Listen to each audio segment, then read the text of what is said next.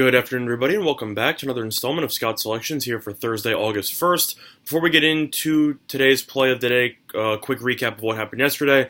We ended up doing just leans. We had no play today as I ended up going to the Yankee game as I saw us get a nice victory. But in terms of the leans, we ended up going 1 and 2. Wish it could have gone a little bit better, but either or. We will be back with a play of the day today. And since it is August, that only means one thing, and that is the return of NFL football, as there is the Hall of Fame preseason game that is going to be taking place today between the Atlanta Falcons and the Denver Broncos, and that will actually be the game that we are diving into on the play of the day.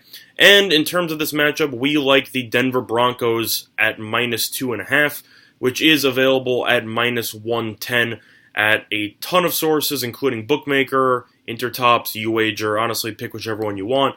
But the play of the day will be on the Denver Broncos -2.5 to get the job done in this game. Also, quick to note in terms of why we're doing another video not on a live stream, the YouTube live streaming software is down again, unfortunately. So we are going to end up doing just a video, and then I'll upload it right after. In terms of preseason betting, I've actually been betting on the NFL preseason for the last 2-3 years or so, and I've actually been profitable every season. So based on that, I actually believe I do pretty well in preseason. I'll be providing you with another video after this on some of my tips or go-to moves in the preseason to help some of the beginner bettors in preseason understand where you can find value and what you should be looking for, knowing that these are exhibition games instead of, actual NFL games.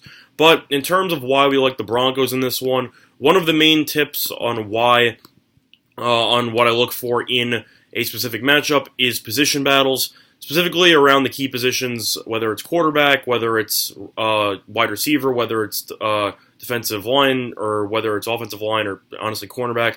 Mostly quarterback, though, of course, because it is today's NFL. The thing that I look for the most is uncertainty, honestly, in the sense that you have multiple players fighting for either roster spots or positions on the depth chart, because that should lead to closer battles, and that should lead to more motivation for both of the players to do well. So Atlanta's already pretty much announced that they don't really care about the preseason because of the fact that they've already announced that Julio Jones will not be playing in any of the games.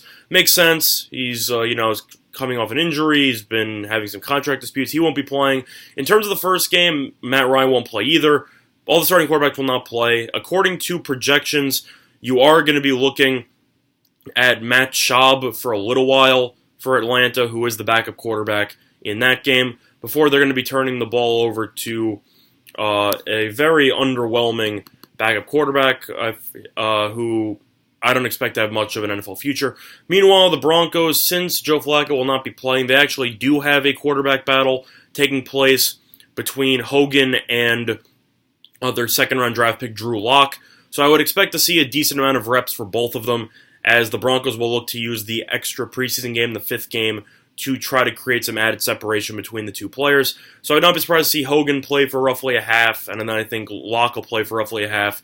Or if that's not even the case, you still have Brett Rypien, the Boise State quarterback who is very successful, who is the third-string quarterback in this game, who should also get a decent amount of reps. So, simply put, I just think the Broncos have a significant quarterback edge, and I think that with the lack of practice between these teams, because of the fact that they are playing the first game so early on Thursday, August 1st, I definitely expect this game to be pretty ugly, which is why the total currently sits at roughly 35.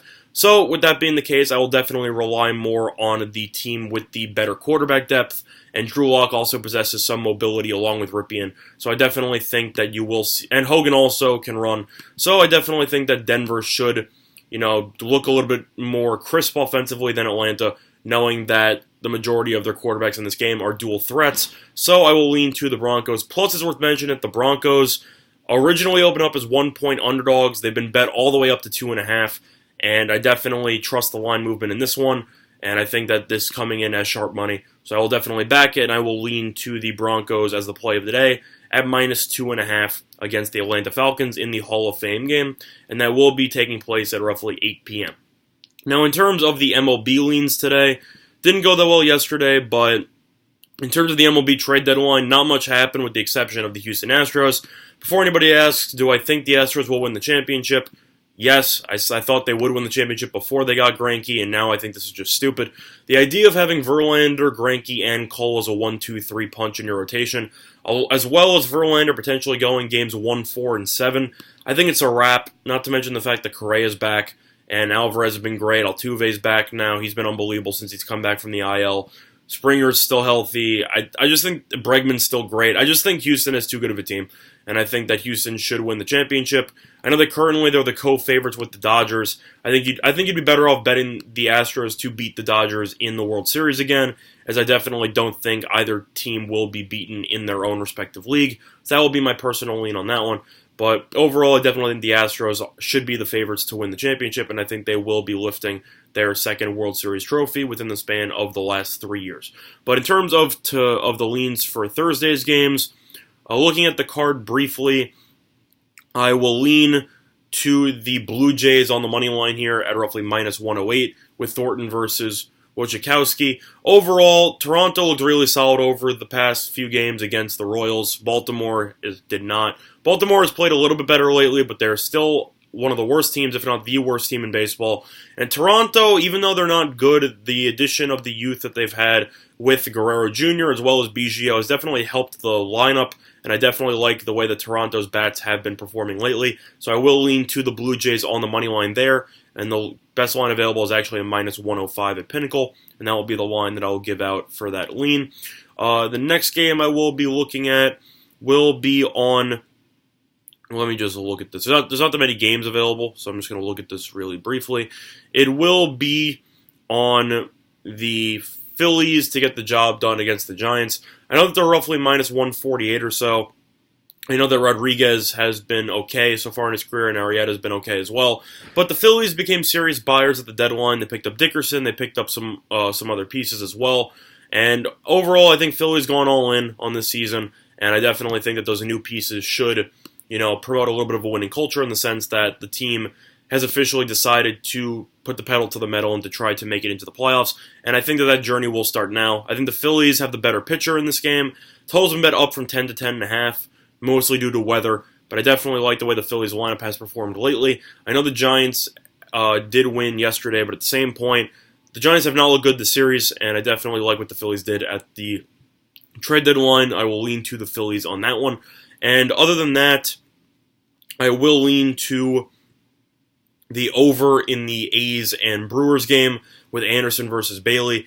Bailey was awful in his last start. Anderson's been okay so far this season. Yesterday's game was relatively low scoring, but I really just don't like Homer Bailey in the spot. Total's been bet down from 9.5 to 9 with heavy juice to the over at 9. But I do like over 9 at minus 115 at 5 times. I think you should see a decent amount of runs. I think Milwaukee should score a couple of runs against Bailey in the first few innings, as I definitely think Homer Bailey will struggle again. But that will be my third lean. But the play of the day will be on the Denver Broncos minus 2.5, which is available at minus 110 at Intertops or at Bookmaker, or honestly any of these books. But that will be the play of the day. And before we conclude today's video, quick reminder of our sponsor, PointsBet, online sportsbook in New Jersey. A couple of great deals for you, up to 2 risk-free bets up to $1,000. Whether it's baseball, football, anything, you simply get your money back if you end up losing in your first 2 bets, which I think is a great promo that I wish more sportsbooks would use. But other than that, though, that's going to do it for this installment of Scott's Selections here for Thursday, August 1st. And good luck to all of you and your respective bets today. Bye, everyone.